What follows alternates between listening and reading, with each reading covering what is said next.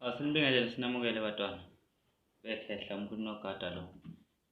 Kunesikhathi singa-upload amavidiyo, kunesikhathi singaveli. Abantu bese beqala ukukhomplayina. Kodwa sesibuyile-ke ngoba kunezinto besisayihlela, sibuye sibe bhizanyana nathi sisizabona abantu.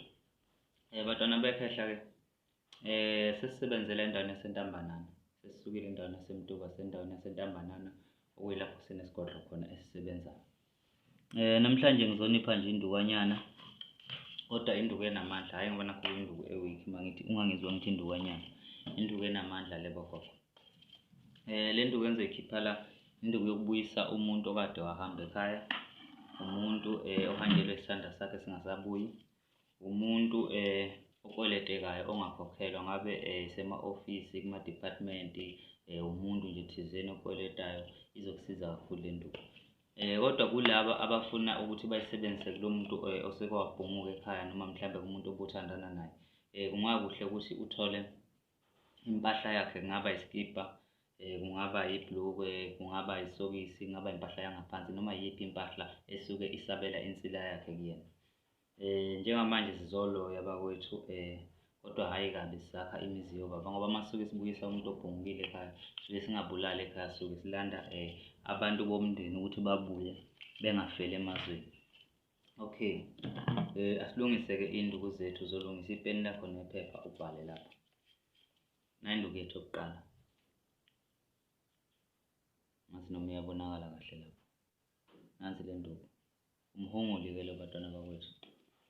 Izokwenza ukuthi sihungule lo muntu akwazi ukubuya, sihungule lo muntu akwazi ukwenza lento le esiyifunayo.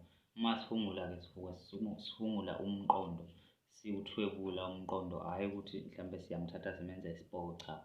Siyawuthwebula umqondo wakhe ukuze ukwazi ukulalela le nkulumo ezobe siyikhuluma phezu kwala makhubalo. Okay, ikhuba lethu lokuqala, umhunguli bogogo. Ngoba sifuna ukumthatha abuye, ufuna la makhubalo amthathe abuyeze la. Sizofaka nangomthathe, umthathe lo bogogo, umthathe lo makhehla. Uma ukuthi uyawazi umthathe, yiwo-ke lo, umthathe-ke lo. Bese ufaka wona umthathe wakho ukuze sikwazi ukuthi simthathe sibuye naye ngoba sizothumela induku kufanele zimthathe. Lento sifuna ukuthi ifike kuye enhlizweni. Sizofaka nangenhliziyo enkulu. Inhliziyo enkulu-ke lo bogogo, ilukuluku.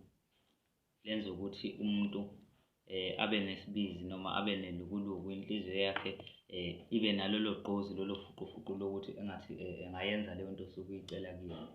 Ingakho-ke sizofaka le nduku yethu. Induku yethu yesine, nansi le nduku bogogo. Induku le siyikhiphe siyibone. Thanda kakhulu-ke le nduku, inhle kakhulu, inamandla. Nansi le mpande bogogo, intalalibombo le. Yenza ukuthi-ke umuntu angacabangi enye into, acabange lento oyishoyo, ahluleke nokuyibamba ngoba kuyintalalibombo nje.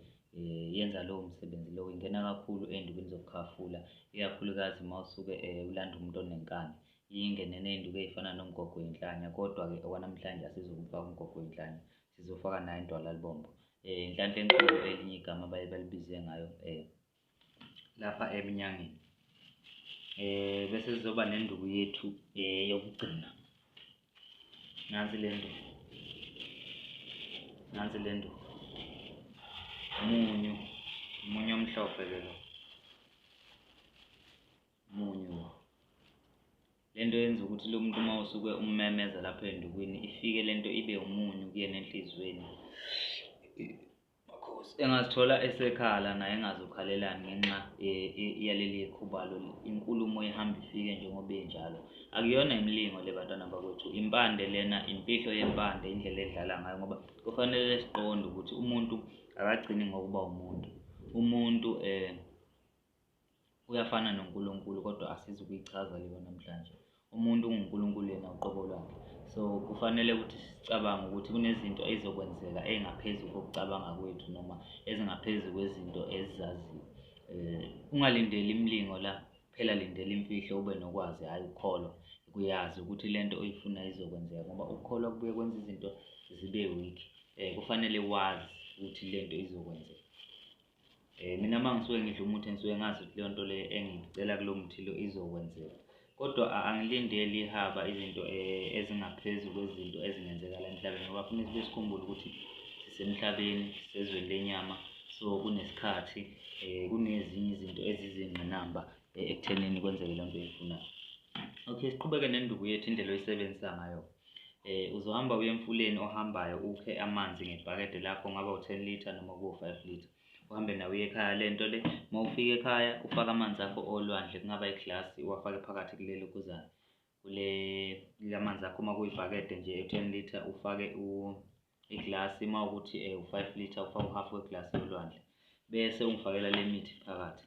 Uzophalaza ngale mithi 3 days. Okokuqala kodwa usuku lesikhathi usawenzile umuthi wakho, uhlanganisile kahle, usokha, ngoba uzowusokha ngayizolo ntambama. Uyawusokha, uyawuthatha, uyawubeka endaweni yakho e-safe, ngaba semsamo wakho noma isekamerweni lakho la ihlala khona izinto zakho ngokuphepha.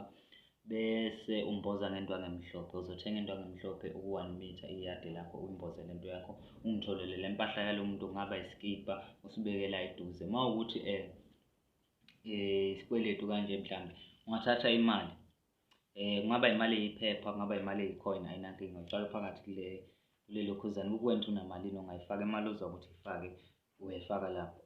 Ufake la kule nduku le, umboze. Ekuseni uma uvuka lingakaphumi ilanga, uvuka uyaphalaza ngale nduku yakho.